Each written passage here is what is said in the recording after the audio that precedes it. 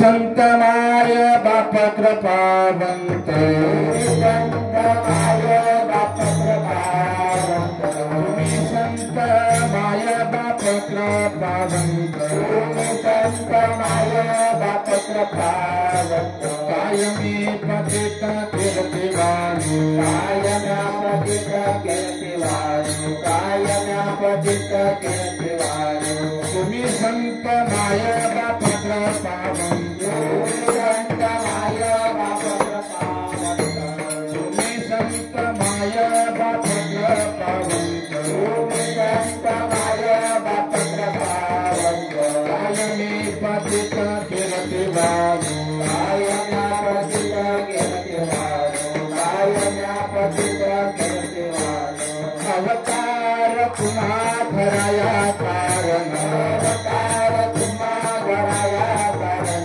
अवतार पुन्हा भराया कारण अवतार तुम्हा घराया कारण उद्धरावी जन जड जीवा उद्धराया जन गणदेवा उद्धराय जन गणदेवा वाढवया सुख भक्ती भाव धर्म वाढवया सुख भक्ती भाव धर्म वाढवया सुख भक्ती भाव धर्म वाढवया सुख भक्ती भाव धर्म कुलाचार नाम विठोबाचे पुराकार नाम विठोबाचे पुराकार नाम विठोबाचे अवतार पुन्हा भराया कारण अवतार तुम्हा घराया कारण अवतार तुम्हा भराया कारण अवतार तुम्हा घराया कारण धरावी जन जड जीवा उद्धराया जन गणदेवा उद्धराया जन गणदेवा तुका म्हणे गुण चंदनाचे अंगी गुण चंदनाचे अंगी गुण चंदनाचे अंगी कामरे गुण चंदनाचे अंगी ऐसे तुम्ही जगी संकटान तुम्ही जगू बंक जन कैसे तुम्ही जगू बंक जन अवतार तुम्हा धराया कारण अवतार तुम्हा घराया अवतार तुम्हा अवतार तुम्हा घराया कारण धरावे जन जड जीवा उद्धराया जन गणदेवा उद्धराया जन गणदेवा उबर खुमाई उद्धराय कुमार उबर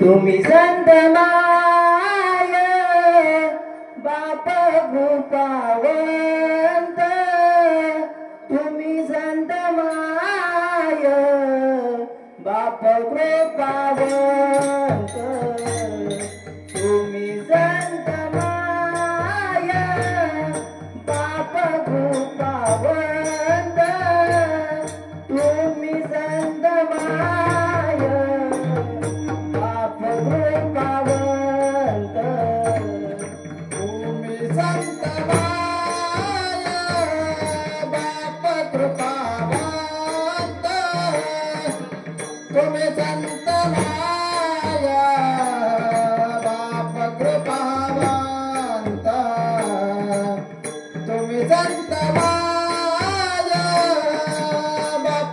कृपावंत तुम्ही संत माया बाप कृपावंत तुम्ही संत माया बाप कृपावंत तुम्ही संत माया बाप कृपावंत तुम्ही संत माया बाप कृपावंत तुम्ही संत माया बाप कृपावंत तुम्ही संत माया बाप कृपावंत तुम्ही संत माया बाप कृपावंत तुम्ही संत माया बाप कृपावंत तुम्ही संत माया बाप कृपावंत काय व्यापते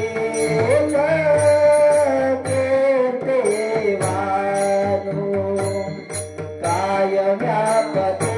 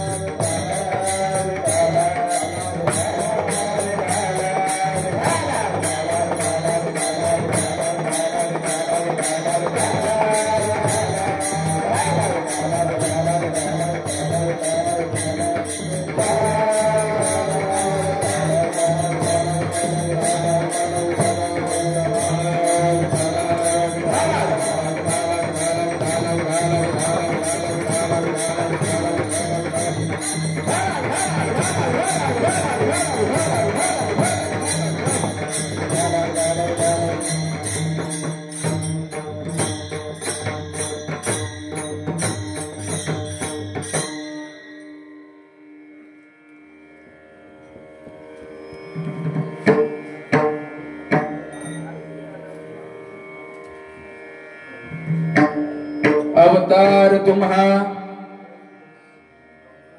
धराया कारण धरावे जन जड जीवा. पण कुणी तुम्ही संत माय बाप कृपावंत कायमी पतित कीर्तिमान. अवतार तुम्हा धराया कारण धरावे जन जड जीवा. वाढवया सुख भक्तिभाव धर्म कुळाचार नाम विठोबाची. तुका म्हणी गुण चंदनाचे अंगी तैसे तुम्ही जगी संतजन. अवतार तुम्हा धराया कारण उद्धरावे जन जड जीवा. अजम रुक्मिणी प्राण संजीवनंतं परमधाम कैवल्यमेकं तुरीयं. प्रसन्नं प्रपन्नहरति देवदेवं परब्रह्मलिंगं भजे पांडुरंगं. पांडुरंगा करो प्रथमान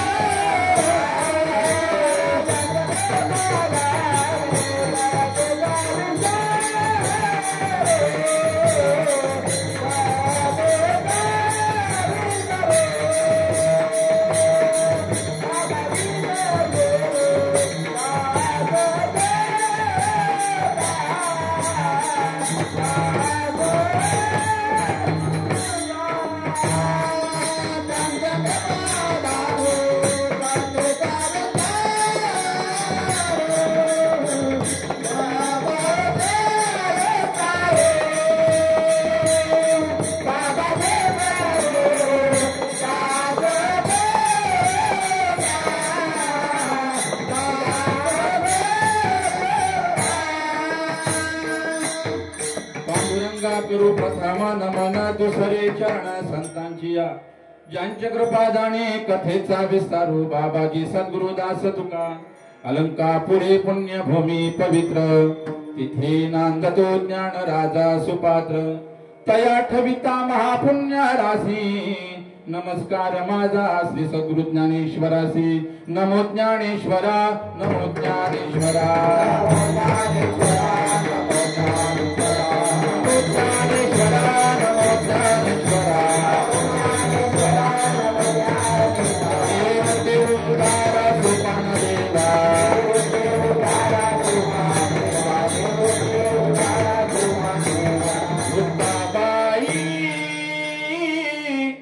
नमो त्रिभुवन पावनी, बाई नमो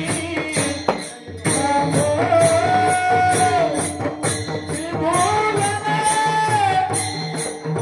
पावनी,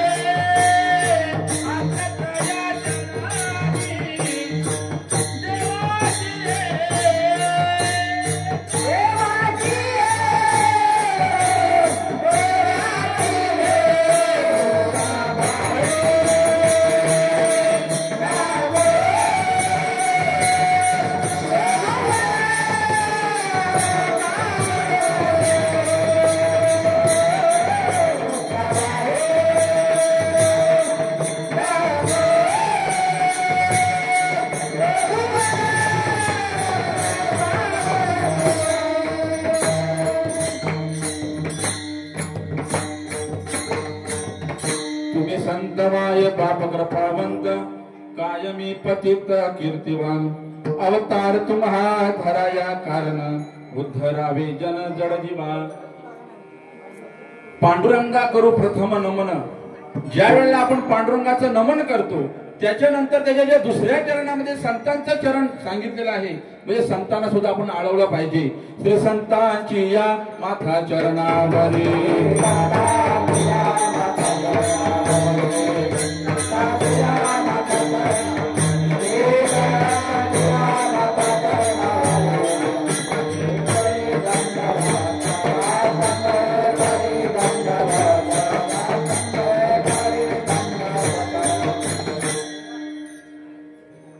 तुम्ही संतमाय बाप कृपावंत, कायमी पतित कीर्तिवान, अवतार तुम्हा धराया कारण, उद्धरावे जन जड जीवा. प्रस्तुत प्राप्त प्रसंगी कीर्तन निरूपणासाठी निवडलेला अभंग महान भगवत भक्त संत सम्राट विश्ववंदनीय महाराष्ट्र भूषण जगतवंदनीय जगद्गुरु श्री संत तुकोबराय यांचा संतभर प्रकरणातील अभंग आजच्या या सेवेसाठी निवडलेला आहे. छोटासा परिहार द्यायचा तो म्हणजे असा, ते कीर्तनकाराचं आद्य कर्तव्य आहे. सालाबाद प्रमाणे तळसर गावामध्ये आणि या जाडेवाडीमध्ये अखंड हरिनाम सप्ताह सोहळा जवळपास 30 वर्ष चालू आहे. आणि आपण सर्वजण या सोहळ्याची भागीदारी आहात. कारण आपल्या सर्वांच्या उपस्थितीमध्ये हा कार्यक्रम मोठ्या उत्सवाने होत असतो. माझी ओळख करून देण्याची काही गरज नाही, कारण दरवर्षी हा चेहरा तुम्हाला दररोज दिसत असतो. खूप वर्षांनी हा वेळ आलेली आहे त्याचं सोनं करण्याची. कारण फक्त माझ्याकडे अर्धा तास उरलेला आहे, तर 6 वाजता फुल पडलं पाहिजे. बरोबर ना मला? दत्तात्रय भगवान जसे बोलवतील त्या पद्धतीने आपण सोडवण्याचा प्रयत्न करू.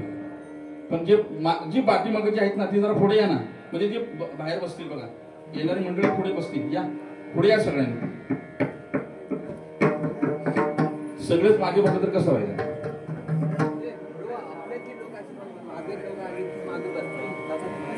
या या, हे पाठीमागून आलेले पाठीमागे नाही का? महाराज तुम्ही इकडे, महाराज इकडे इकडे या, या.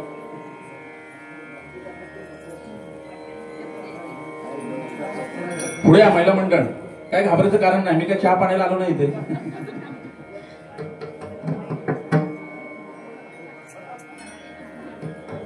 या या.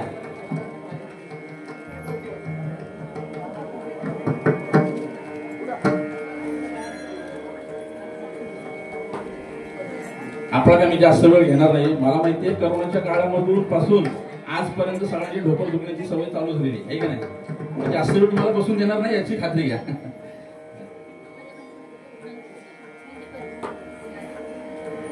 विठाला विठाला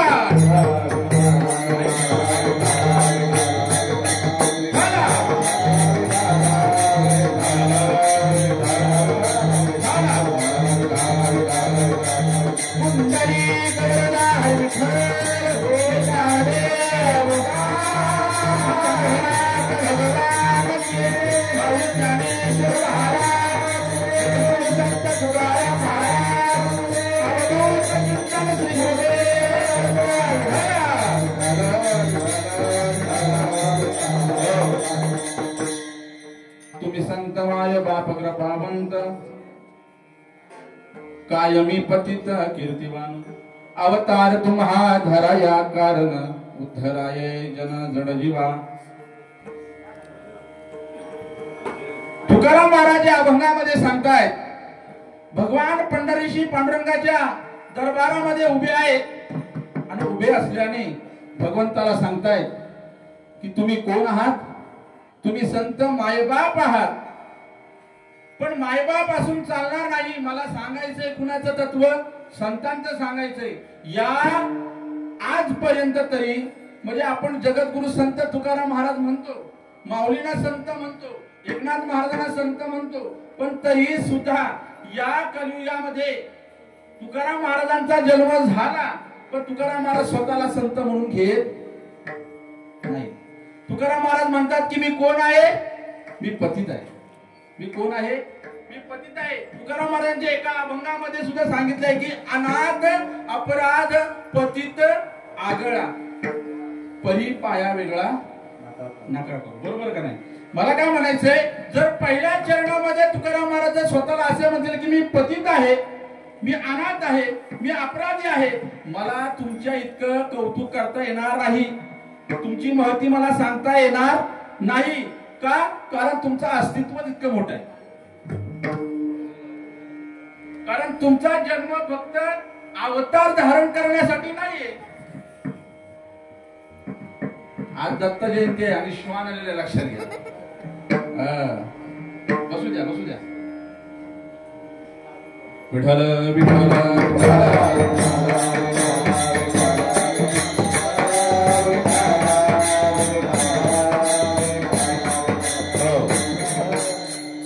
अवतार तुम्हा धराया कारण उद्धरावे जन जड जीवा. तुकाराम महाराज म्हणतात की संतांचं जे अवतार झालेलं आहे ना ते जड जीवांच्या उद्धाराकरिता झालेलं आहे, तुमच्या आमच्यासाठी नाही. जे जड अंतःकरणातली जी लोक आहेत, जी जड बुद्धीची लोक आहेत ना त्यांच्यासाठी झालेलं आहे. नुसता जन्मच नाही झालेला, नुसता जन्म झालेला नाहीये. कारण भगवंताचा कुळाचार जर मला साठवावा जर वाटत असेल, भगवंताचा कुळाचार म्हणजे काय? नामचिंतन. प्रत्येक संत होऊन गेले त्यांनी फक्त नामस्मरण. बघा कलियुगामध्ये काय सांगितलंय, फक्त नामस्मरण करा, तुम्हाला देव प्राप्ती झाल्याशिवाय राहणार नाही. कारण नाम हे इतकं श्रेष्ठ आहे की एकतत्व नाम दृढ धरी म्हणा आणि हरीशी करुणा. तुम्ही जर एक नाम जर एकच तत्वाने जर घेतला तर तुम्हाला भगवंताला तुमची म्हणजे त्या हरीला करुणा आल्याशिवाय राहणार. एवढी नामामध्ये ताकद आहे. आलं का लक्षात? परत तुकाराम महाराज काय सांगतात की नामसंकीर्तन साधन पै सोपे जळतील पापे. महाराज म्हणतात की जर नामस्मरणाने जर पाप जाण्याची ताकद असेल, कारण नामस्मरणामुळे आणि संतांच्या नामस्मरणामुळे आपलं काय होतंय, पुण्यवंत भावे घेता सज्जनांची नावे. जर सज्जनांची नावं जर घेतली तर तुका म्हणे पापे जाती संतांची या संतांना जर जप केलं तर तुमच्यातलं पाप कमी झाल्याशिवाय राहणार नाही. आपण काय करतो या कलियुगामध्ये टाळ घ्यायला सुद्धा आपण मागे पुढे राहतो, बरोबर का नाही. आजकाल तरुण मंडळी आहेत त्यात काही वादच नाही, कारण जिकडे तिकडे तरुण मंडळी जास्त आहेत आता. कारण तरुण वयामध्ये जर परमार्थ जर चालू केला तर पुढे आपलं काहीतरी होऊ शकतं, बरोबर का नाही.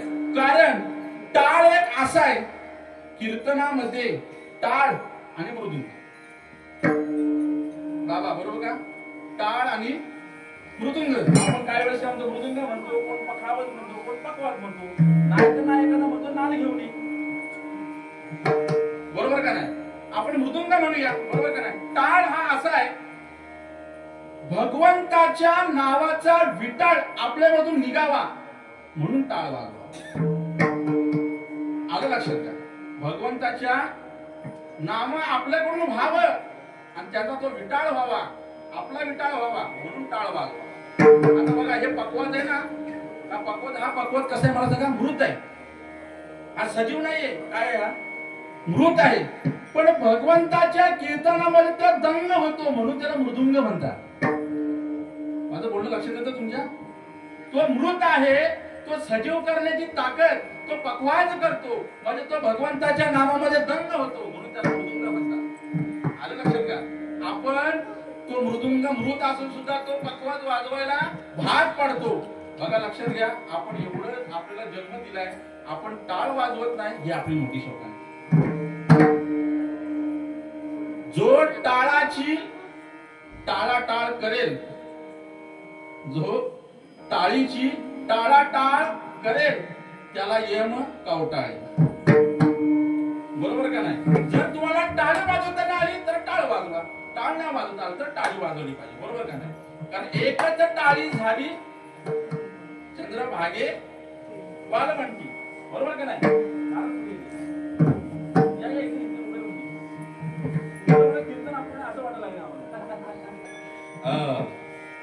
तुम्ही संतमाय बाप कृपावंत कायमी पतित कीर्तिवानू. महाराज म्हणतात मी संतांची कीर्ती किती वानू, माझ्याकडे अक्षर नाही येत म्हटले. माझ्याकडे महाराज काय म्हणतात की माझ्याकडे अक्षर नाही येत का, कारण संतांचं कौतुकच इथून. बघा साखर जर दाणा साखरेचा घेतला तुम्ही कुठल्याही पद्धतीने खा तरी तुम्हाला ती गोड लागेल, बरोबर ना. कुठल्याही पद्धतीने खा तुम्हाला गोड लागेल. परीस घ्या, परीस तुम्ही लोखंडाला लावा, कसाही लावा, वाकडा तिकडा इकडे कसंही लावा तरी त्याचा सोनं झाल्याशिवाय राहणार नाही. मग महाराज म्हणतात की मी संतांचं नामचिंतन असं करा, तुम्ही कोणत्याही बाजूने घ्या तुम्हाला सद्गती प्राप्त झाल्याशिवाय राहणार नाही. विठाला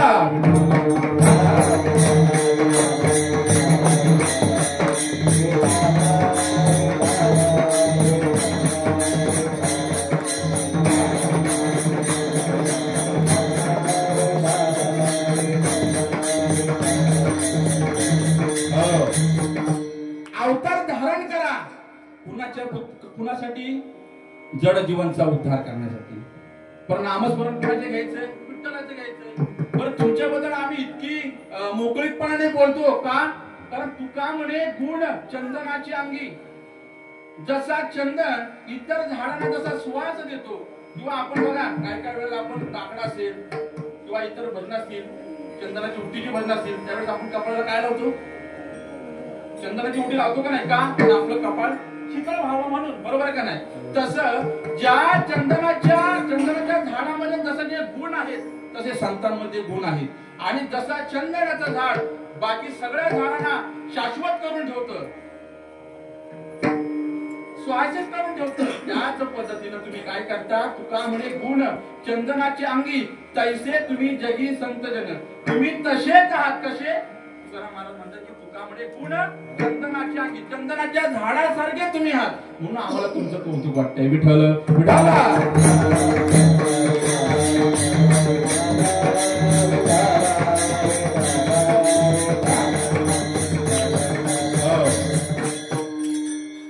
तुम्ही संतमाय बाप कृपावंत कायमी पतित कीर्तिवानू.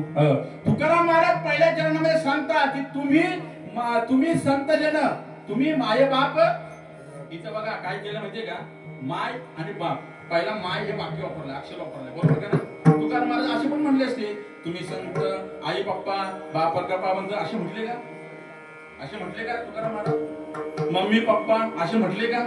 मग मायबापच का उच्चार केला, कवनाचे मायबाप, कवनाचे गणगोत्र. इथं सुद्धा काय केलं त्यांनी, माय आणि बाप. बघा आजकाल तुम्ही जर कुठेही गेलात तर पहिलं प्राधान्य कुणाला आहे, कुणाला आहे, झोपले नाही ना, बोला ना, कुणाला आहे, स्त्रियांना आहे, बरोबर का नाही. इथे माय हे वाक्य वापरले नाही. कुणाला वाक्य वापरले माहितीये का, पांडुरंग परमात्म्या जवळ उभे आहेत, कोण, तुकाराम महाराज. महिला मंडळ थोडे या पुढे जागा आहे.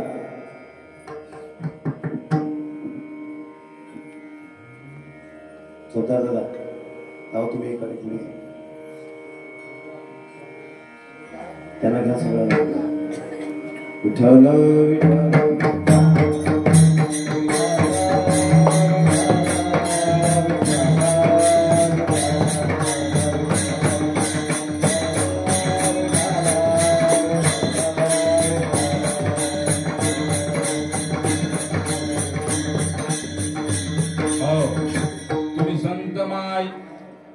बाप कृपावंत कायमी पतित कीर्तिमान. तुकाराम महाराज म्हणतात की संतांचा महिमा कसा आहे, संत संगती कशी आहे. तुम्ही जर कीर्तनकाराची जर संगत केली तर कीर्तन करायला वेळ लागणार नाही. तुम्ही जर पखवाज वाजल्याची जर पखवाजवाल्याची जर संगत केली तर तुम्ही पण पखवाज वाजायला सुरुवात करा, बरोबर का नाही. एखाद्या गायनकाराची संगत केली तर गायन करायला वेळ लागणार नाही. पण एखाद्या जर दारू पिण्याची संगत केली तर दारू प्यायला सुद्धा वेळ लागणार. जशी संगत वैशी रंगत, बरोबर का नाही. हे चॉईस. कारण कसं आहे, आपण वर्षांनी दत्त जयंती निमित्तानं या ठिकाणी 4 दिवस आलेलो आहे. किती दिवसांनी, एका वर्षांनी. असं पुन्हा समाज परत एकत्र येऊ शकतो का, जर करायचं जरी झालं तरी सुद्धा नाही येऊ शकत. ज्याला आमंत्रणाची निमंत्रणाची गरज, कारण ज्यांना माहितीये दत्त जयंती आहे म्हटल्यावरती 4 दिवस येणं साहजिकच आहे. कारण तो दत्त आहे, तुम्हाला सांगतो, तो दत्त आहे. दत्त ह्या वाक्याचा अर्थ असा आहे देणारा. फक्त तुम्ही घेणारे पाहिजे. विठ्ठल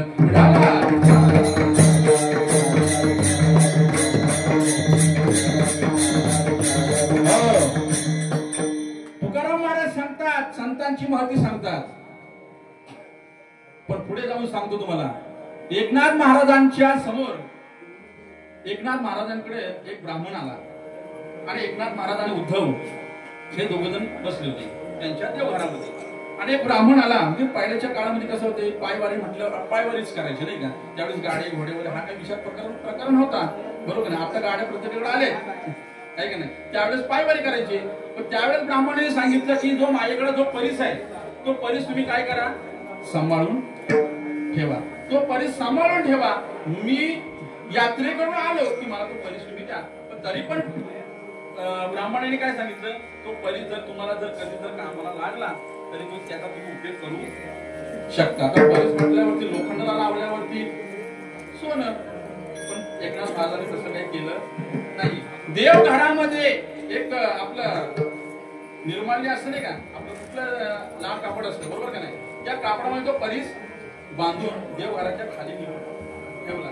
आता 2-3 वर्ष झाली. आणि उद्धवाने काय केलं की तो देवाचं सगळं फुलं वगैरे जे काय होते आणि परत गाठ मारलेली होती म्हटल्या कारणानं त्याने काही विचार नाही केला त्या गोष्टीचा. ते सगळं घेतलं आणि गोदावरीच्या तीरावरती स्नान विसर्जित करून टाकलं, बरोबर का नाही. बरं विसर्जित केलं खरं, उद्धवाला हे माहित नाही की त्याच्यामध्ये काय आहे ते काय. 3 वर्षांनी जेव्हा ब्राह्मण आल्यावरती त्याने सांगितलं की एकनाथ महाराज की तुमच्याकडे मी एखादी वस्तू जपून ठेवण्यासाठी ठेवली होती, त्या वस्तूचं काय झालं. ते म्हणजे देवाऱ्याच्या खाली असेल. उद्धवाला सांगितलं एक काम कर, देवाऱ्याच्या खाली ती वस्तू आहे ती काय करू नये, घेऊन ये. उद्धव म्हटला देवाऱ्याच्या खाली कुठली वस्तू नव्हती.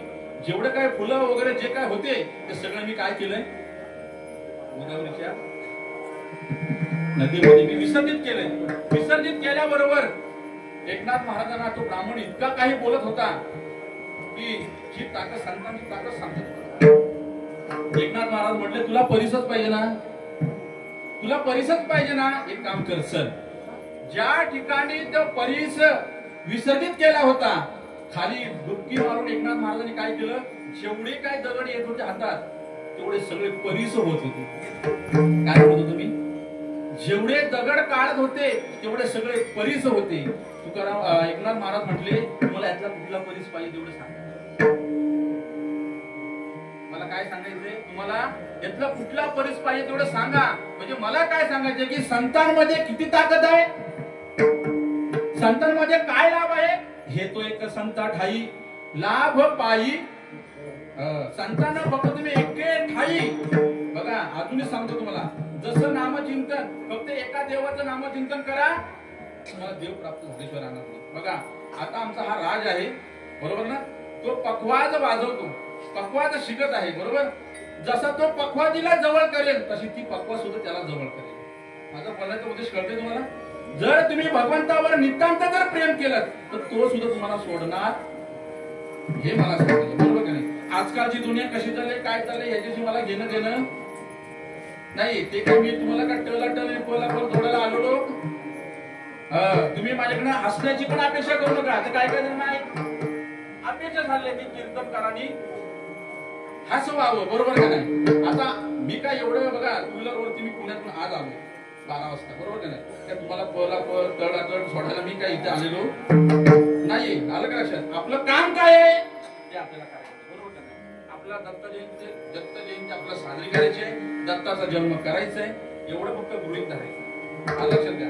कारण काय माहितीये, या जगामध्ये फक्त कीर्तनकाराकडून जी काय अपेक्षा आम्ही करतोय ना, की आजला उद्या कसं होते, आज जर कीर्तन झालं तर उद्या एखादा माणूस काय म्हणतो, कालचा कीर्तनकार कुठला होता रे, कुणी आणला नव्हता रे तू बरोबर नाही. म्हणजे हसवल्यानंतर पुढच्या वर्षी ठेवायची ही भूमिका का चांगला हसवतो. लक्षात घ्या. मला काय म्हणते, मला तिकडे जायचं नाहीये, परंतु मला काय सांगायचंय, ते परिस उचलले, दगड उचलले, त्याच्यात काय झालं, परिस झालं. मला काय सांगायचं की तुम्ही संत माय बाप कृपावंत कायमी पतित. मला तुमचा महिमा सांगण्यात जोग आहे, कारण का तुम्ही सांगण्याच्या पलीकडचे आहात. विठ्ठल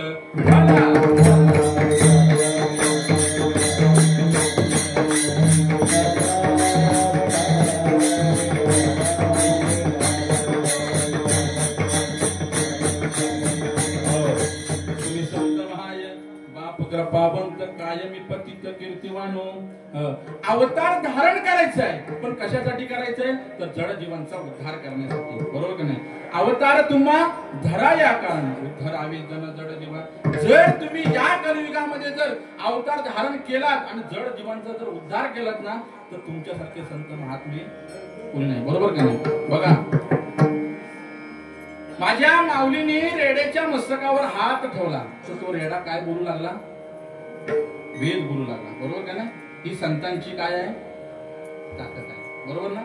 ज्या माझ्या माऊलीने ज्या खांबाला बसून ज्ञानेश्वरी सांगितली, त्या खांबाचं काय झालं, आज मंदिर झालं बरोबर का नाही. ज्या माऊलीने ज्या भिंतीवर बसले ती भिंत चालू लागली. हा कुणाचा महिमा, संतांचा बरोबर का नाही. संतांचा महिमा तो बहु दुर्गम अक्षराचे काम. माझ्याकडे अक्षरच नाहीये सांगण्यासाठी, का तुमचा संतांचा महिमा तितका दुर्गम आहे. लक्षात का, कारण तुमचा जन्म ज्यासाठी झालाय की अवतार तुम्हा धराया कारण जड जीवा, म्हणजे जड बुद्धीची जी लोक आहेत त्यांच्यासाठी तुमचा अवतार झालेला आहे बरोबर का नाही. ज्याप्रमाणे जो काय परिस एकनाथ महाराजांनी त्या दगडाचं परिस केलं, तशीच ताकद आज संतांमध्ये सुद्धा आहे बरोबर का नाही. त्या संत बघा, ज्या ज्या संतांनी आज आपल्याला या वारकरी संप्रदायामध्ये वाट दाखवली, जर वाट दाखवली नसती तर ह्या संसारामध्ये तुमची आमची वाट लागल्याशिवाय राहिली बरोबर का नाही. आज संतांचे किती महत्व आहे लक्षात घ्या. लक्षात घ्या. कोणतेही संत असू दे, मी अजूनही सांगतो, मार्ग दावून गेले आधी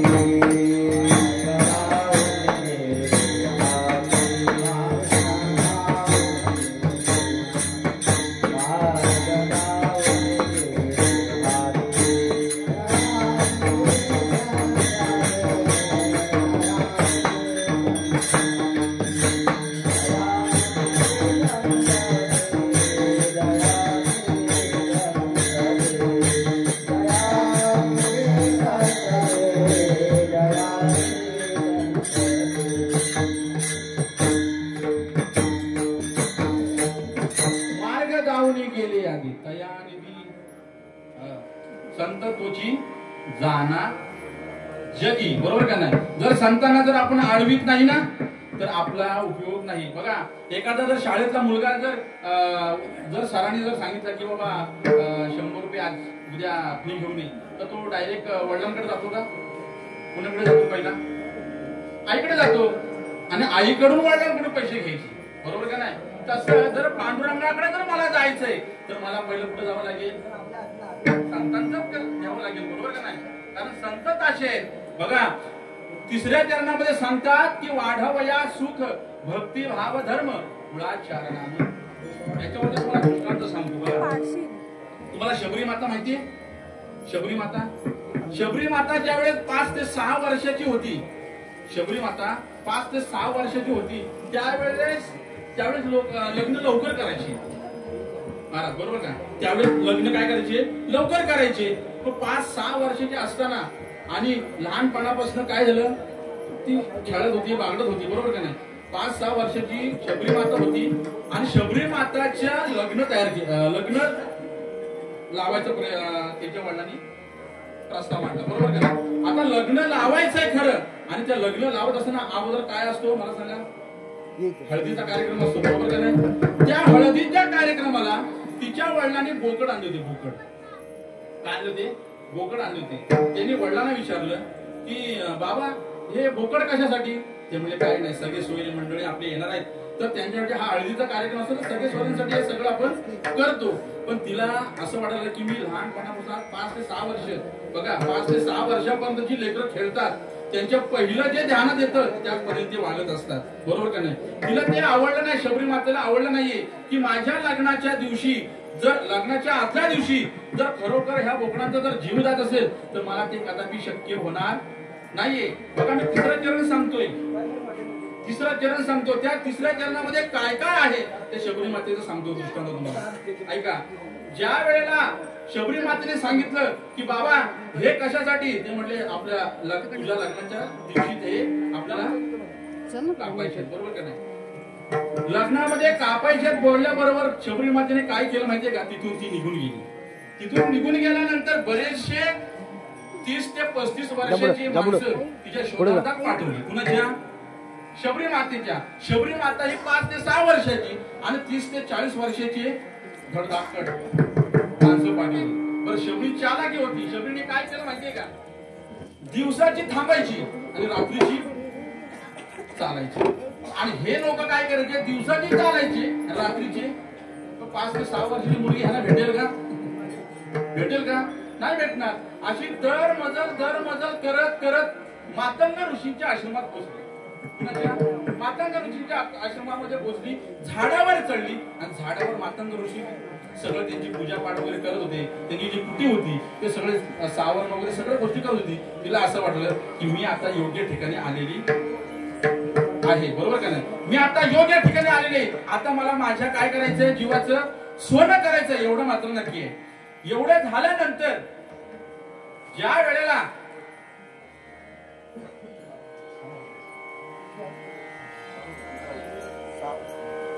वेळेला शबरी माता ज्यावेळी मातंग ऋषींना पाहिल्याबरोबर लगेच झाडावरून उतरली. झाडावरून उतरल्याबरोबर मातंग ऋषीला शरणागती केली. शरणागती केल्यानंतर मातंग ऋषींच्या आश्रमामध्ये ती राहिली. मातंग ऋषी आश्रमात राहिली, ज्ञान वगैरे सगळ्या गोष्टी घेतल्या. एक दिवस मातंग ऋषी निजधामाला निघाले आणि विचारलं, शबरी आता तू इथंच थांबायचंय. शबरी म्हटले मी म्हटले एकटी करू काय? ते म्हटले बघ, माझं काम देवाला भेटायचंय, पण आज प्रत्यक्ष भगवान परमात्मा तुला भेटायला येणार आहे, हे लक्षात ठेव. ज्या वेळेला हे वाक्य ज्या वेळेस मातंग ऋषीच्या कानावर आलं, कुणाच्या?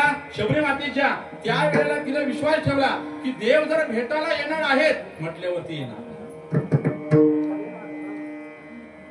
राम आएंगे तो अंगना सजाऊंगी, दीप जला के मैं दिवाली में मनाऊंगी, मेरे जन्म के पाप आज खुल जाएंगे, राम आएंगे, मेरे झोपड़ी के भाग आज खुल जाएंगे, राम आएंगे. एवढ्या वाक्यावर विश्वास ठेवला आणि जोपर्यंत राम येत नाही तोपर्यंत शबरी माता काय करत होती?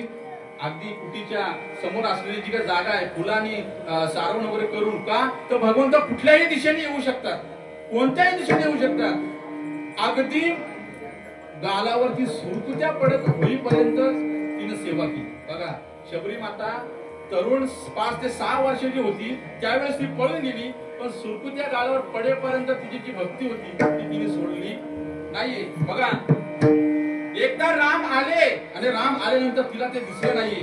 जवळ गेल्यानंतर तिने पाहिलं की खरोखर हे रामच प्रभू आहेत. राम प्रभूला कुटीमध्ये आणलं. थोडं जरा धावत्या वेगामध्ये घेतो, कारण 5 मिनिटं राहिले.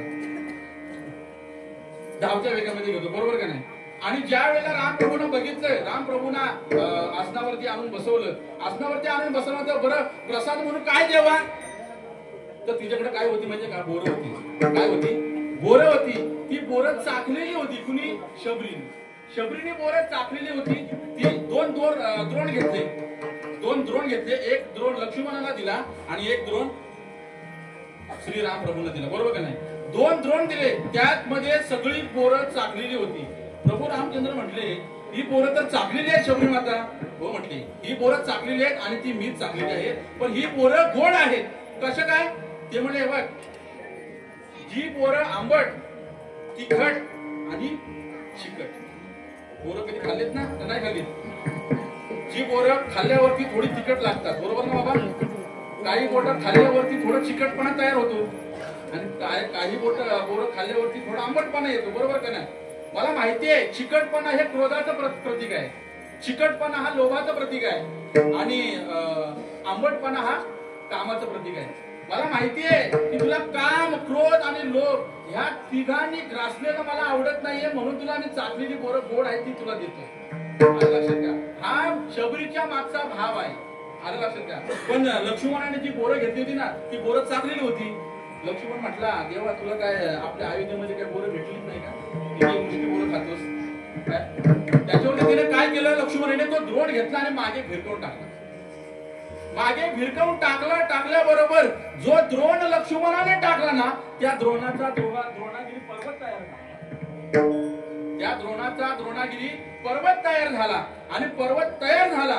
त्या वेळेला श्रीराम प्रभूंनी काय सांगितलं की तू काय केलं? शबरी मातेचा अपमान केलायस, त्याच्यामुळे हे तुला कर्म फेडावे लागतील. ऐका जरा, 3ऱ्या चरणामध्ये काय सांगतात की वाढवया सुख भक्तिभाव धर्म कुळाचार नाम विठोबाचे. ऐका, ज्या वेळेला धर्म म्हणजे तिने जे बोकड होते ना ते कापून दिले नाही, बरोबर का नाही? ती पळून गेली, म्हणजे धर्माच्या विरोधात ती जाऊन तिने तिचं धर्मत्व पालन केलं. तिचा जो भक्ती होती, तिचा जो भाव होता आणि पांडुरंग परमात्म्याचे जे कुळाचार नामाचं जो काही चिंतन होतं ते प्रभू रामचंद्राला तिने आत्मसात करून घेतलेलं आहे. आलं लक्षात का? थोडं लवकर घेत जाऊया, कारण वेळ खूप कमी आहे. आलं लक्षात का? ज्या वेळेला तो द्रोणागिरी पर्वत तयार झाला, त्याच्या पुढचं सांगतो तुम्हाला. ज्या वेळेला द्रोणागिरी पर्वत तयार झाला, त्या द्रोणामधून जी बोरं निघाली, ती बोरं कुठली होती माहितीये का? ज्या वेळेला लक्ष्मणाला शक्ती लागली, ज्यावेळेस शक्ती लागली तर त्यावेळेला वैद्यांनी काय सांगितलं होतं माहितीये का? की द्रोणागिरी पर्वतावर जा आणि संजीवनी वनस्पती घेऊन ये. पण हनुमंताला ही गोष्ट माहित नव्हती की संजीवनी वनस्पती आहे तरी कशी, म्हणून तिने काय केलं? डोंगर उचलून घेऊन आला आणि त्याच वेळेला डोंगर उचलून घेऊन जात होते त्यावेळेस खाली भरत आणि उर्मिला, लक्ष्मणाची पत्नी, ही उर्मिला ज्या वेळेला रामप्रभू जात होते त्यावेळेस रामप्रभूने म्हटली की मी पण तुमच्याबरोबर येते. आणि त्यावेळेला प्रभू रामचंद्राने आणि लक्ष्मणाने सांगितलं की तुला यायची गरज नाही. पण असं एक दृष्टांत आहे की आपल्याला ऐकलं झालं की ज्या वेळेला आले नाहीयेत, पण 14 वर्षाची 14 चौकड्या उभी राहून वाट बघत होती. कुणाची? लक्ष्मणाची. पण ज्या वेळेला प्रभू लक्ष्मणाला जी काही शक्ती लागली, त्या शक्तीच्या जोरावरती द्रोणागिरी पर्वत आणायला लावलं. त्या द्रोणागिरी पर्वत आणायला लावलं, वरती खाली जे भरत होते, भरताने सांगितलं की वरून डोंगर एवढं पोट घेऊन चाललंय म्हणजे, नाही का? तिने काय केलं? प्रभू रामचंद्र नावाचा बाण सोडला, कारण हनुमंतराय कुणाच्या बाणाला घाबरत नाहीये. पण प्रभू रामचंद्राचा बाण होता म्हणून ते थांबल्यानंतर खाली उतरल्याबरोबर तिने काय सांगितलं? उर्मिलेने काय सांगितलं? त्यांची बातचीत चालू होती. कुणाची? हनुमंतरायची आणि भरताची, बरोबर का नाही? काय झालं? एवढा डोंगर घेऊन कुठे चाललाय? नाही म्हणजे लक्ष्मणाला शक्ती लागली, बरं काय झालं तुला डोंगर घेऊन चाललं म्हणजे कशासाठी नाही म्हणलं द्रोणागिरी पर्वतावर एक अशी वस्तू आहे की जी संजीवन वनस्पती आहे तिचं नाव मला माहित नाहीये ती कधी मी बघितलीच नाहीये म्हणून मी काय करतोय हा डोंगर उर्मिला म्हटली की तुमची बातचीत चालू द्या हा सूर्य आहे ना हा सूर्यास्त होऊनच देणार नाही का तुमचं बोलणं होऊ द्या देवांचं बोलणं होऊ द्या तरच हा सूर्यास्त होऊन जाईल म्हणजे एका पतिव्रतेची ताकद किती आहे एका पतिव्रतेची ताकद किती आहे आलं लक्षात घ्या एका पतिव्रतेची ताकद किती आहे सध्या अनुसार माहिती असेल मला दरवर्षी ह्या सप्ताहामध्ये अवतार तुम्हा धरी अवतार विश्व तारावया अत्रीची अनुसया बरोबर का नाही थोडस पलीकडे नाही टाकून या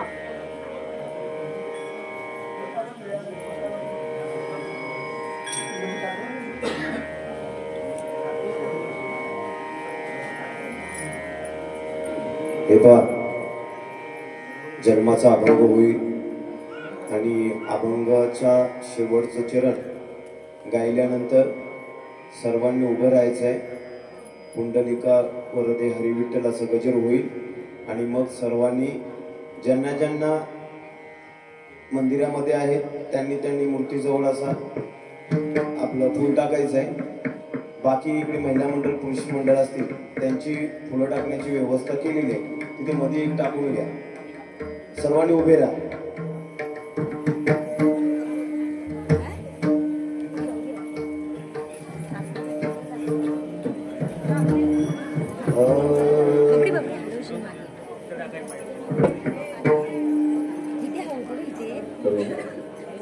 धर्यावतार विश्वतारा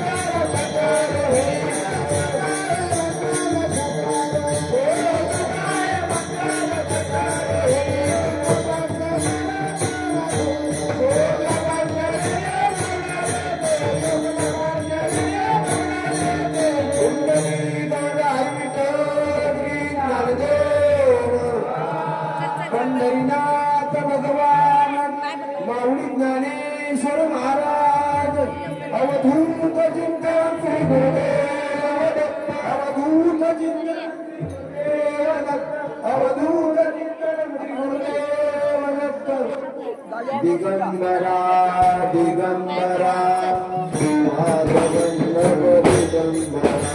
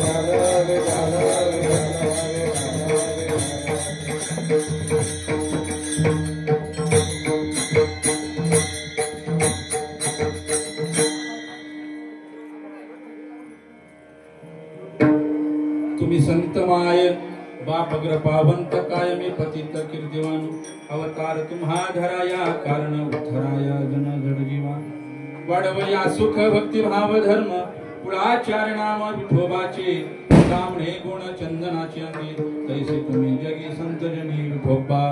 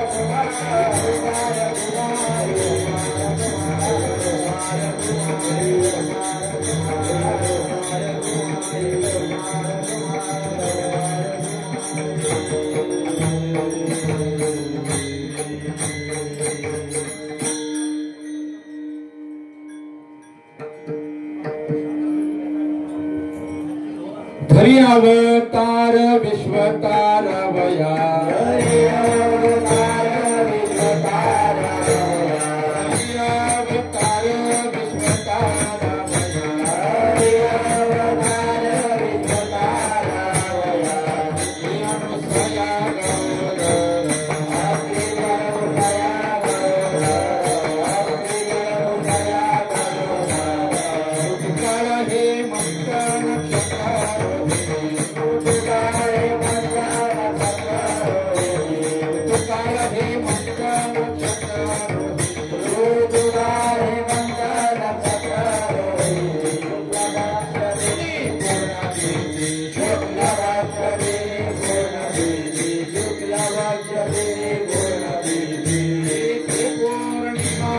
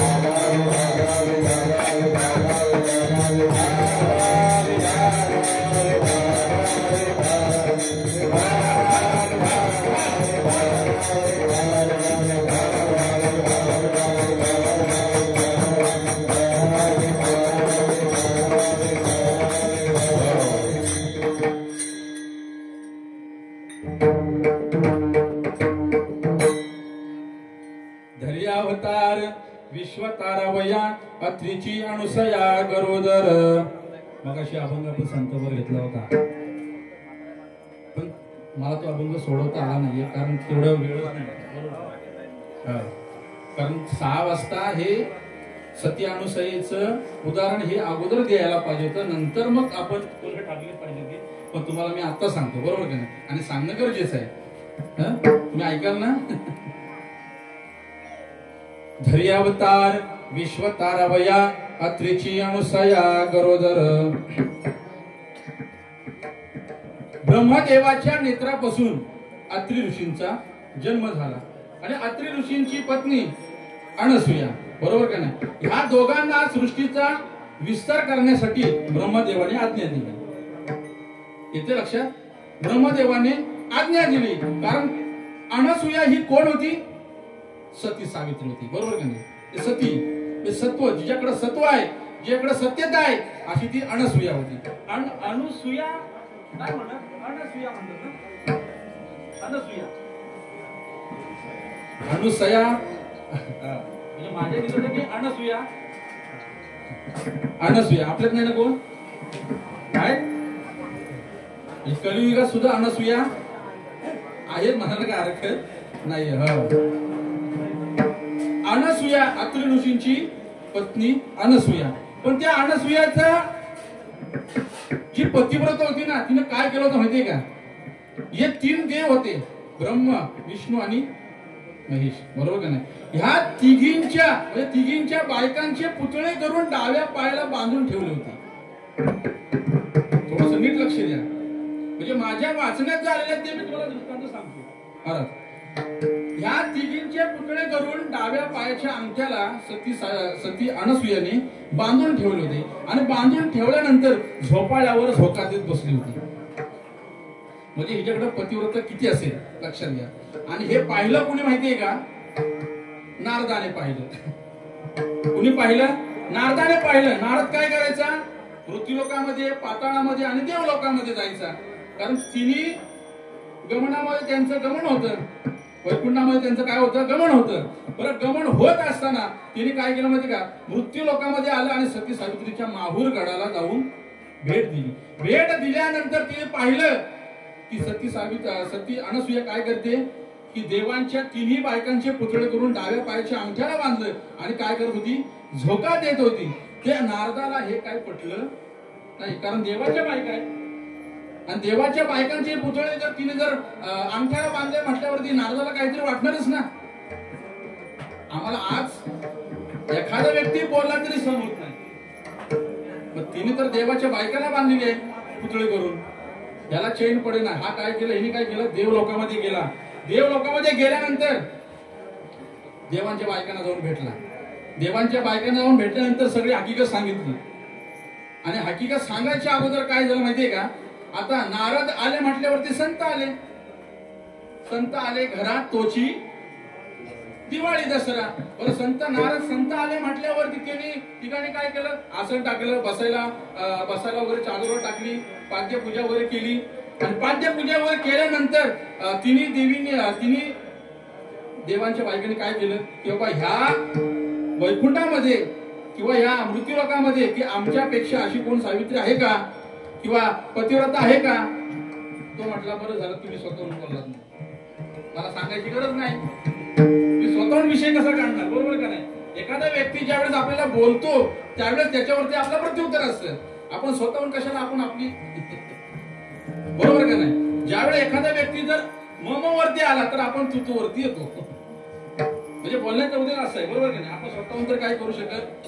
एखादा व्यक्ती अंगावर आला, जोपर्यंत हात लावत नाही तोपर्यंत तो काय करत, छातीला छाती भेटेल पण हात उचलणार. एकदा हात उचलला की पुढचा कार्यक्रम म्हणजे त्याचा सत्कार समारंभ झाल्याशिवाय हात बरोबर का नाही. बरं, हे देवाने सांगितलं, नारदाने सांगितलं की एक काम करा, तुम्ही जे देवाच्या बायका आहेत ना तुमच्याकडे पण पतिव्रता आहे, नाही असं नाही म्हणत मी, पण एक मृत्यू लोकांमध्ये अशी एक पतिव्रता आहे, तिचं नाव अनसूया आहे आणि ती कुठं राहते, मावळगडाला राहते. त्यामुळे असं वैशिष्ट्य काय आहे तिच्याकडे. तुला वैशिष्ट्य काय आहे की तुमच्या तिघींचेही पुतळे केलेले आहेत आणि डाव्या पायाच्या अंगठ्याला तिने बांधलेले आहेत आणि झोपाळ्यावर झोका देत बसले. तिघी पण गरम झाल्या, तिघी पण काय झाल्या, गरम झाल्या आणि देव येण्याची वाट बघत बसली. आता बायकांचे डोके थोडेसे गरम असतात. मला जायचंय परत नाही का. मला परत पुण्यात जायचं, बाकीचे विषय नाही. तिघी गरम झाल्या आणि देव येण्याची वाट बघत बसली नाही का. देव आले, त्यांना माहितीये आपण गेल्यानंतर आपली पाद्यपूजा करणार, त्याच्यानंतर आपल्याला घरात घेणार. त्या दिवशी ह्या तिघींनी त्यांची पाद्यपूजा केलीच नाही, आरतीचे ताट घेऊन आल्याच नाही आणि रुसून बसल्या. रुसून बसल्याबरोबर देवाला शंका आली, म्हटलं रोज कार्यक्रम असा होतो, बरोबर का नाही, मग आज नेमकं चुकलं कुठं. म्हणून देव विचारायला लागले काय झालं. ते म्हणजे काय झालं, म्हटलं असं आहे, मृत्यू लोकांमध्ये एक पतिव्रता आहे, कोण, अनसूया. काय केलं नाही तिने, आमचे तिघींचे पुतळे करून डाव्या पायाच्या अंगठ्याला बांधलेले आहेत, आम्हाला काही माहित नाहीये, तुम्ही तिचं सत्व घेऊन यायचं तरच आपलं काय जमत ते जमेल. देवाच्या बायका सुद्धा देवाला धमकी द्यायला लागल्या, आपल्या विषय सोडून द्या. आपला संसार आहे, पण आपण संसार करून परमार्थ करतो हेच आपल्यासाठी भाग्यवान आहे. संसार करून परमार्थ करतोय आपण, म्हणजे दोन एका दगडी दोन पक्षी. काही जणांनी वारकरी संप्रदायाला झोकून दिले, काही जणांनी वारकरी संप्रदाय सोडला आणि प्रपंच केला, बरोबर का नाही. एक फळी असते माहिती तुम्हाला, फळी. आता सगळे शेतकरी मंडळी तुम्ही सगळे, बरोबर नाही, फळी असते. जर त्या फळीवर जर एखादी जर खिळा आपण जर ठोकत असतो, बरोबर नाही, तर एखादा खिळा काय करतो, उडून जातो. म्हणजे अनुभव आला असेल नाही का, आता जर ठोकला तर तो एखादा उडून जातो. तो उडून काय जातो माहितीये का, तो घाव सहन करण्याच्या पात्रतेचा नाहीये म्हणून उडून जातो. बोलण्यात तुमच्या लक्षात आलं का, ज्यांनी घाव सोचले ते टिकून राहिले, ज्यांनी घाव सोचले नाही ते उडून गेले.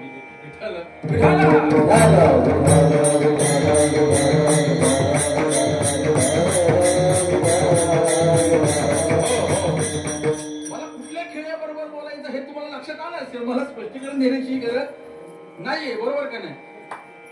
देवी म्हटल्या की तुम्ही काय करायचं नाही, फक्त एक काम करायचं, अनसूयाचं सत्व घेऊन यायचं, बरोबर नाही. देव तिघही देव ब्रह्मा विष्णू आणि महेश तिघही मृत्यू लोकांमध्ये आले. मृत्यू लोक आले बरोबर मला सांगा, जर तिन्ही देव जर त्यांच्या त्यांच्या स्वरूपात जर माहूरगडाला पोहोचले तर ती ओळखल्याशिवाय राहणार आहे का? काहीतरी वेषांतर करावं लागेल की नाही तिच्या पुढेपर्यंत जायपर्यंत, बरोबर का नाही? तिने काय केलं की काशीचे जे विद्वान असतात, जे अलक निरंजन भगवे कपडे वगैरे घालतात नाही का, तसे त्यांनी तिघांनी धारण केलं आणि माहूरगडाला अत्री ऋषींच्या गडावरती येऊन पोहोचल्याबरोबर तिन्ही देव समोर आल्याने सांगितलं, बाई घरात कोण आहे का?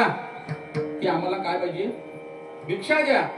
बरं मला सांगा, ते भिक्षा घ्यायला आले नव्हते, ते कशासाठी आले होते? अनसूयाचं सत्व घेण्यासाठी आले होते, बरोबर का नाही? अनसूयाचं सत्व घेण्यासाठी तिने काय काय प्रकार केले ते तुम्हाला सांगायचं. आलं लक्षात द्या. मला भिक्षा द्या बरोबर तिने काय केलं माहितीये का? अनसूयेने शिदा आणले, म्हणजे तांदूळ आणले आणि झोळीमध्ये टाकले. ते म्हटले की आम्हाला शिदा नको, आम्ही शिदा घेऊन करणार काय? हे तांदूळ घेऊन करणार काय? आम्ही भिक्षुक आहोत. आम्ही कोण आहोत? भिक्षुक आहोत आम्ही. आता तुम्ही जर हे बघितलं, पंढरच्या वाडेला वगैरे जाणारे जे लोक असतात किंवा जे भगवी कपडे वगैरे घालतात, तर त्यांचं जे अन्न असतं ना, ते अन्न त्याला अग्नीचा जराही संबंध नसतो. म्हणजे ज्यावेळेस रामप्रभू वनवासाला गेले त्यावेळेस काय खात होते? कंदमुळे खात होती का? डाळ भात आमटी कोण त्यांना द्यायला येत होतं का? कंदमुळे खाऊन 14 वर्ष काढली ना, ती नाही काढली, बरोबर का नाही? मग मला सांगा, ज्या वेळेला ते तिन्ही देव दरवाजा समोर आले, ते तिने सांगितलं की हे भात आम्ही म्हणजे हे तांदूळ आम्ही घेऊन करणार काय? तुम्ही एक काम करा, हा तुम्ही आम्हाला काय करा, हे शिदा आम्हाला तुम्ही शिजवून द्या. शिजवून द्या म्हटल्याबरोबर ठीक आहे, तुमची इच्छा असेल तर मी शिजवून देते. अनसूयेने काय केलं, त्या शिदा म्हणजे तांदूळ जे भात आहे ना तो शिजवला आणि त्या ऋषीने सांगितलं की बाबा झालंय, तुम्ही जेवायला बसला तरी चालेल, बरोबर का नाही? जेवायला बसलं तरी चालेल हे बोलल्याबरोबर तिन्ही देवांनी सांगितलं, आम्ही असं जेवणार नाहीये. ते तांदूळ तुला काय करावं लागेल? जे माहूरगडाला ज्या गारा आहेत त्या गारा वेचायच्या, डोळ्याच्या अश्रूने पुसायच्या आणि दुपारी त्या गारांचा काय करायचा? भात करायचा. तो भात आम्हाला शिजवून पाहिजे. मला सांगा, गारा वेचून आणल्या किंवा त्या डोळ्यातल्या अश्रूने जरी धुतल्या तरी त्याचा गारेचा भात होऊ शकतो का? नाही होऊ शकत. आता अत्री ऋषी म्हणजे सती अनसूया जशी होती तशी अत्री ऋषी सुद्धा महानच होते. तिने लगेच पतीकडे धाव घेतली. धाव घेतल्यानंतर अत्री ऋषीने सांगितलं की असे भिक्षुक आलेले आहेत, असे ब्राह्मण आलेले आहेत, ते काय करत आहेत की गारेचा भात करायला लावला आहे मला आणि त्या डोळ्याच्या अश्रूने ते धुवायला सांगितलेले आहेत आणि आम्हाला काय करून द्यायचंय? त्याचा प्रसाद, आम्हाला ते जेवण करून पाहिजे. अत्री ऋषी म्हटले, तू काय काळजी करू नकोस, तू माहूरगडाला जा, माहूरगडाच्या पायथ्याला ज्या गारा आहेत त्या वेचून घे, त्या वेचून आल्यानंतर तुझ्या अश्रूने त्या धुवून घे आणि फक्त अंगणामध्ये वाळत घालून ठेव आणि सूर्यनारायणाला फक्त एक प्रतिज्ञा कर की एक कळी जास्त मिळेल आणि तो गारेचा भात तयार होईल. तुम्ही गारेचा भात तयार होईल. मला सांगा, गारा वेचून आणल्यानंतर डोळ्याच्या अश्रूने धुतल्या आणि अंगणामध्ये धुवून ठेवल्याबरोबर मोगऱ्यासारख्या सगळ्या गारा फुलल्या. काय अनसूयाला इतका आनंद झाला की म्हटले, बस माझा आता सत्व जाऊ शकत नाही, माझ्या पतिव्रताला पट्टा लावू शकत नाही. जे ऋषीने सांगितलंय ना त्याच्यामध्ये मी आता पास झाले, बरोबर का नाही? ऋषीने सांगितलं तुम्हाला गारेचा भात पाहिजे ना, गारेचा भात तयार झालाय, बसा जेवायला म्हटल्याबरोबर तिघही एकमेकांकडे बघायला बसले. म्हटलं आपण इथं सत्व न्यायचं तरी कसं? आलं लक्षात का? गारेचा भात करायला लावला, गारेचा भात केला. काय गारेचा भात केला, पण आपण खाणार कशी? तिने आयडिया सुचवली. म्हटले आम्ही काशीचे विद्वान आहोत, आताच आम्हाला जर बातमी कळाली की काशीमध्ये एक आमचा ब्राह्मण काय झाला, मेला, त्याचा आम्हाला सुचत आलेला आहे, तर आम्ही गारेचा भात खाऊ शकत नाही. बघा, जी पतिव्रता ज्या वेळेला भगवंताने जी गोष्ट करायला सांगितली ती त्या अनसूयेने गोष्ट केली. त्याच्यामध्ये 5 युग होत होते, पण तरी सुद्धा देवाना काय करायचं होतं? कुठेतरी हिचं सत्व घेऊन जायचं होतं, कुठेतरी हिच्या पतिव्रताला बट्टा लावून द्यायचा होता, बरोबर का नाही? देव तिथे थांबले नाहीत. देवाने सांगितलं एक काम कर, तुझं जर सत्व जर तुला जर टिकून ठेवायचं असेल ना तर एक काम कर, सकाळी उठल्यावर साळी पेरायच्या, त्या साळीची नेसवण दुपारपर्यंत झाली पाहिजे, त्या साळी पिकल्या पाहिजे आणि त्या साळी कापून घरी संध्याकाळपर्यंत आणल्या पाहिजे. आता मला सांगा, आपण जर भात पेरतो तर किती महिने उगवतो? 3-4 महिने जातात ना, बरोबर का नाही? म्हणजे मला वाटते जून जुलैच्या आसपास आपण भात लावणी करतो आणि दिवाळीच्या पिरियडमध्ये आपण तो भात कापतो.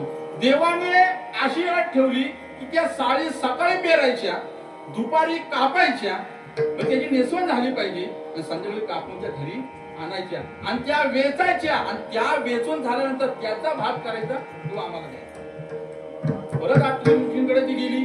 अत्रि ऋषींकडे गेल्यानंतर अत्रि ऋषीने सांगितलं की असंच आहे, त्यांनी गारेचा भात खाल्ला नाही का, तर त्यांना सुतक आलं म्हणे. पण त्यांची एक अशी अट आहे, कसली? ती म्हणजे साळी पेरायच्या, साळी वेचून झाल्या पाहिजे, साळी वेचून झाल्यानंतर त्याची नेसवण झाली पाहिजे, नेसवण झाल्यानंतर घरी आणलं पाहिजे आणि त्याचा भात तयार झाला.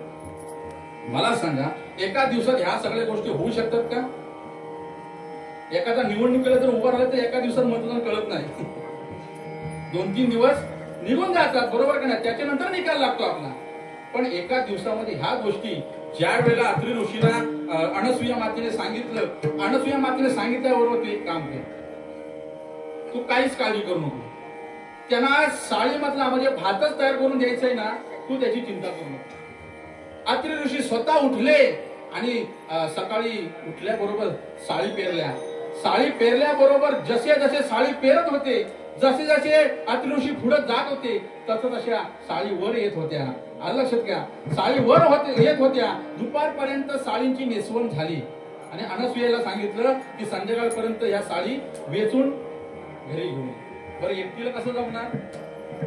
एकटीला जमणार कसं मला सांगा? तुमच्यामध्ये लग्न कुणाचं असं तर एकटी करते का हो?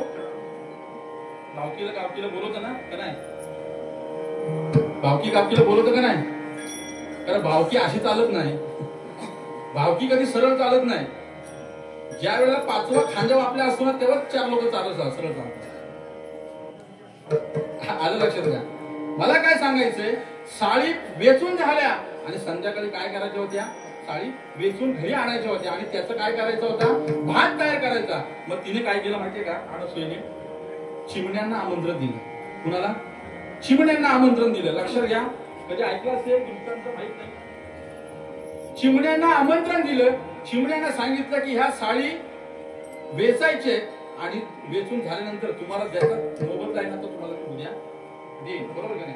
जेवढ्या चिमण्या आल्या तेवढ्या चिमण्याने ती साळी सोडल्या, वेचल्या, तर ती एक चिमणी हराम करू. एका चिमणीने काय केलं की एका पंखामध्ये 2 दाणे लपून ठेवले. कशासाठी? तर तिची जी चिमणी म्हणजे तिची जी पिल्लं आहेत ती कुठेतरी उपवाशी होती, बरोबर का नाही? तर तिला असं वाटलं की ह्या चिमणीनं की आपल्या मुलाला काहीतरी द्यावं, बरोबर का नाही? की ती उपवाशी पडता कामा नये, बरोबर ना? हे कळल्यानंतर जेवढ्या चिमण्या होत्या तेवढ्या सगळ्यांनी काय केल्या? वेचल्या आणि प्रत्येकानं काय केलं? पंख झाडले.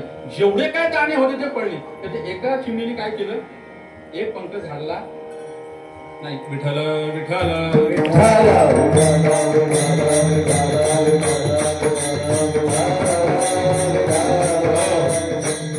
एका चिमणीने 2 तांदूळ पंखामध्ये टाकले. ज्या वेळेला सत्य अनुसयाने सांगितलं की हे पण पंख झाडून घे, त्यावेळेला ते झाडल्याबरोबर 2 तांदळाचे टिक्के खाली पडले. त्यावेळेला अनसुया मातेने चिमणीला शाप दिला. शाप असा दिला की तुला घरटं कधी भेटणार नाही आणि तुला ज्या वेळेला तुझा जन्म होईल त्यावेळेस तुला असं चालता येणार. तुम्ही चिमणी बघितली का कधी? कशी उड्या मारते? अशी मारते ना. तो शाप अनुसयाचा होता, लक्षात घ्या. आता समजलं का? चिमणी तुम्हाला कधी माहित होतं? चिमणीला शाप हा अनुसयाचा होता. चिमणी अशी चालत नाहीये, बिटकोळ घेत चालते. आलं लक्षात घ्या, बिटकोळ घेत चालते. सती अनुसयेने तो भात तयार केला, साळी वेचल्या आणि भात तयार केल्यानंतर ऋषीला सांगितलं भात तयार झाला. ऋषी ऐकले नाही. ऋषीने सांगितलं आम्हाला असं चालणार नाही. मग तुमची इच्छा काय? इच्छा काय म्हटल्यावर तिने सांगितलं की आम्हाला इच्छा भोजन पाहिजे. म्हणजे काय? मला नग्न अवस्थेमध्ये भोजन पाहिजे, बरोबर का नाही? हे बोलल्याबरोबर सत्य अनुसूयाने परत अत्रि ऋषींकडे गेली. अत्रि ऋषींकडे गेल्यानंतर तिने सांगितलं की ऋषींची अशी अशी मागणी आहे. त्यावेळेला ध्यान करून मनामध्ये ध्यान करून अत्रि ऋषीने पाहिलं. त्यावेळेस बघितलं की ही अपेक्षा कोण करू शकतं. त्यावेळेस बघितलं तर ब्रह्म, विष्णू आणि महेश हे 3 देव होते. अनुसूयाला सांगितलं तू काय काळजी करू नकोस, भात तू जेवण वाढायला फक्त चालू कर, त्याच्यानंतर पुढचं काय असेल ते बघ. कमंडलूचं पाणी घेतलं, कमंडलूचं पाणी घेतलं आणि फक्त ज्या वेळेला बसतील त्यावेळेस फक्त पाणी शिंपड. त्यावेळेस ती बाळ होती आणि तू फक्त एवढंच म्हण पाणी शिंपडलं की आमची बाळ हा म्हणून. जेवायला बसल्यानंतर जो कमंडलूतलं पाणी होतं ते पाणी तिघांवरती शिंपडल्याबरोबर 6 महिन्याची बाळ झाली. कोण ताटात पडतंय, कोण पाटावर पडतंय, हे तिला मेळ लागत नाही. आलं लक्षात घ्या. देव घरामध्ये गेली, पाळण्यामध्ये तिघांनाही ठेवलं. तिघांना ठेवल्याबरोबर हे परत नारदाने पाहिलं की हे काय झाले. 3 देवांची हिने काय करून ठेवले, बाळ करून ठेवले. देवलोकात गेल्यानंतर पुन्हा 3 देवींना आई साहेबांना सांगितलं की काय की जे तुमचे नवरे गेले होते, देव गेले होते ना, त्या सती अनुसूयाने काय केलं होतं, त्या तिघांचे काय करून ठेवले, बाळ करून ठेवले. अजून त्यांना पत्ता लागत ना. म्हटलं आता करायचं काय. ते म्हणजे काम करा, माझ्याबरोबर चला मृत्यूलोकामध्ये. माहूरगडावर आल्यावरती सती अनुसूयाच्या वाड्यासमोर उभे राहिल्या आणि सांगितलं आई साहेब तुम्ही जे काही बाळ केलेत ना ते आमचे पती आहेत. ती म्हणले शक्यच नाही. ते म्हणले ऋषी आहेत काशीचे. ते म्हणले नाही ते ऋषी नाहीत, ते आमचे नवरे आहेत. सती अनुसूयाने सांगितलं नवरे आहेत ना, एक काम करा, देव घरामध्ये पाळणं आहे, तिघींचे नवरे आहेत ना, ज्याचा आहे ना तिचं तिने घेऊन जा. बरं एकसारखे सगळेच दिसत होते. बरं लक्ष्मी पार्वती म्हणाली जर विष्णूला हात लागला तर माझं पतिव्रता संपून जाईल. काय अक्षरशः तिघांची मनात वचन चालू झाली. त्याच्यामुळे तिने काय सांगितलं, एक काम करा, आम्ही शरणागती येतो, आम्हाला आमचे पती आहेत तसे तुम्ही परत द्या म्हटल्याबरोबर ठीक आहे. अत्रि ऋषींकडे गेली, कमंडलूचं पाणी घेतलं आणि त्या पाण्यामध्ये शिंपडल्याबरोबर ब्रह्म, विष्णू आणि महेश तत्काळ उभे राहिले. देव जैसे परब्रह्मीचे कसे,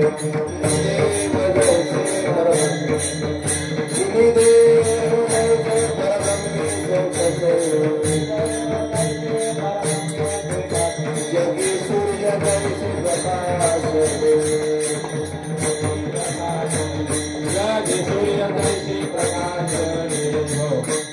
ज्या वेळेला सती अनुसूयाला हे जेवढं दिसलं त्यावेळेला ब्रह्म, विष्णू, महेश 3 देव जैसे परब्रह्मीचे तसे जगी सूर्य जैसे प्रकाशले. ज्यावेळेस 3 देव उत्पन्न झाले त्यावेळेला त्या 3 देवांनी सांगितलं की तुझी इच्छा काय आहे. त्यावेळेस सती अनुसूयाने सांगितलं की मला राज वैभव वगैरे पैसा अडका काही नको. जे 6 महिने तुम्ही माझ्या पाळण्यामध्ये जे तुम्ही होतात ना तो पाळणा माझा रिकामा राहिला नाही पाहिजे, असं काहीतरी करा. झोळीतली माळ काढली आणि डाव्या हातावरती भगवंताने ठेवली. डाव्या हातावरती ठेवली आणि डाव्या हातावरती ठेवल्यानंतर भगवंताने सांगितलं की ही जी माळ आहे ह्या डाव्या हाताला तुझ्या फोड येईल. तो फोड जेव्हा फुटेल त्यावेळेस आमचा जन्म होईल. आणि हे करता करता सती अनुसूयाने जसं हे माळ ज्यावेळेस डाव्या हातावर ठेवली आणि हळूहळू तो फोड वाढू लागला. 9 महिने 9 दिवस भरले आणि दळता कांडता फोड हाताचा फुटला. आणि जेव्हा साडी वेचत होती ना तेव्हा हाताचा जो फोड होता तो फुटला आणि दत्तात्रय भगवंताचा जन्म झाला. पण ज्या वेळेला दत्तात्रयांचा भगवंताचा जन्म होईल पण त्याच्या अगोदर भगवंताने सांगितलं होतं की 3 शिरे 6 हात तया माझा एकच धड, पण आम्ही 3 जण येणार. एवढं मात्र नाही की आम्ही 3 म्हणजे जसं ब्रह्म सेपरेट होते, विष्णू होते, महेश होते, तसं नाही, एकच धड पण आम्ही 3 जण येणार. 3 शिरे 6 हात. त्याच्या पलीकडे जाऊन सांगतो, जी भगवंताची मूर्ती तुम्हाला दिसते ना त्याच्या मागे एक कामधेनू आहे. म्हणजे कोण आहे, गाय आहे. तिला कामधेनू म्हणतात. तिचे जे 4 पाय आहेत ते धर्म, अर्थ, काम आणि मोक्ष आहे. बरोबर का नाही. 4 श्वान आहेत. अथर्ववेद, यजुर्वेद, सामवेद आणि ऋग्वेद. बरोबर का नाही.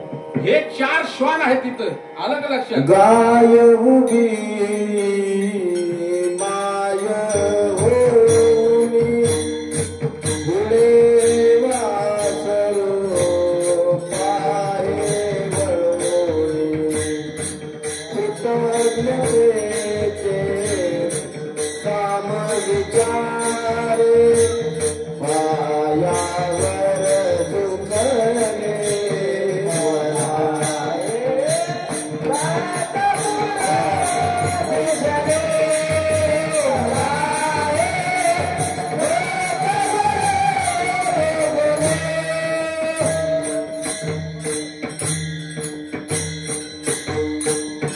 अशा तऱ्हेने भगवान दत्तात्रयाचा जन्म झाला. बरोबर का नाही? एक थोडक्यात जास्त वेळ 5 मिनिटं घेऊ. सगळे जण उभे राहिले फक्त महाराज काय होतं एकदा किक लागली ना मग थांबायचा विषय नाही. आलं का लक्षात? थोडा उशीर झाला. 5 मिनिटं फक्त घेतो. आलं का लक्षात घ्या. पण सगळ्यांनी म्हणा माझ्याबरोबर. पहिली माझी ओवी ग सती अनुसयेला पहिली माझी ओवी ग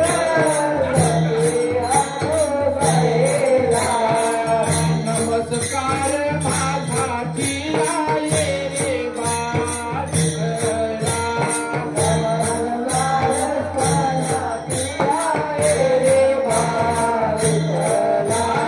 दुसरी माझी ओवी ग अनुसयेचा रंग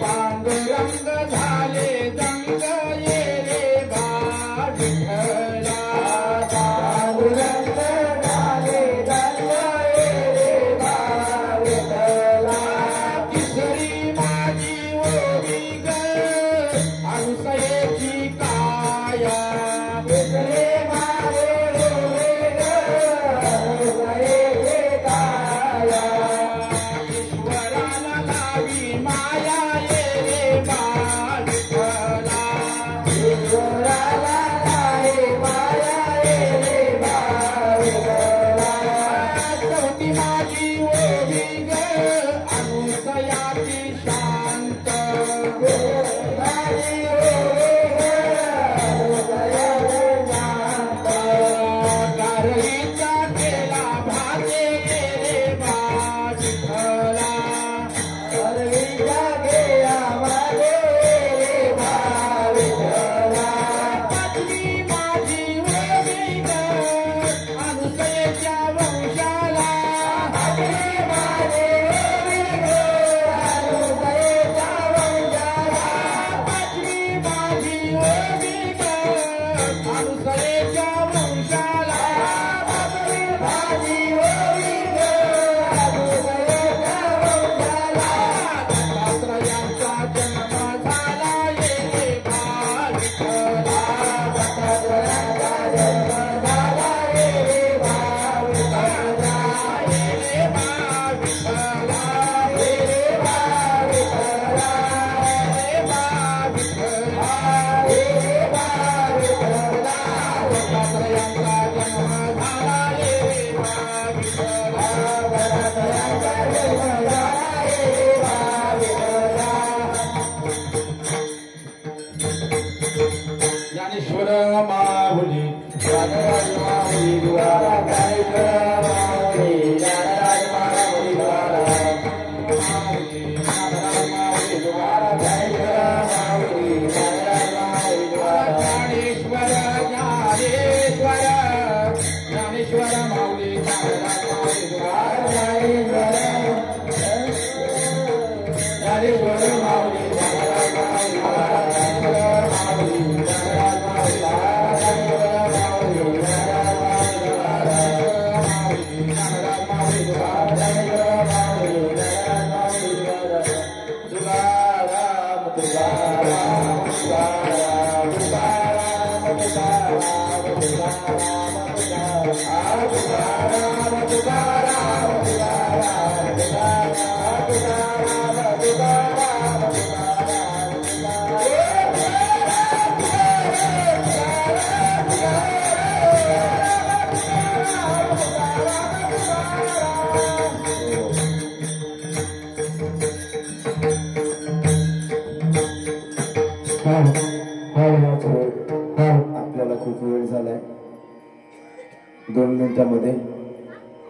सर्वांना सप्रेम जय हरी. नवतरुण दत्त मंडळ तळसर जाडीवडी आयोजित दत्त जयंती निमित्तचा हा अखंड हरिनाम सोहळा. सोहळ्याचा आज जन्मात काळाचा दिवस आणि आज जन्मकाळाची सेवा कीर्तन रूपी सेवा हरिभक्त परायण जयराम महाराज धाडवे राहणार भेडसई पण सध्या वास्तव्याला पुण्यामध्ये. उत्तम अशी कीर्तनाची सेवा. तुम्ही संत माये बाप कृपावंत कायम्या पतित कीर्तीवरून या अभंगावर सुंदर असं चिंतन तुमच्या आमच्या समोर मांडले आणि हे कीर्तन करत असताना त्याच कीर्तनाला जोड भगवंताच्या अवताराची सुंदर अशी परिभाषा तुमच्या समोर मांडण्याचा उत्तमरित्या प्रयत्न केला आणि तो यशस्वी झाला. आम्ही आमच्या मंडळातर्फे महाराजांचं यथोचित सन्मान मुंबई मंडळाचे आमचे अध्यक्ष आमचे श्री प्रकाश दादा जाडे यांना मी विनंती करतो व्यासपीठावर येऊन महाराजांचं यथोचित सन्मान करावा. या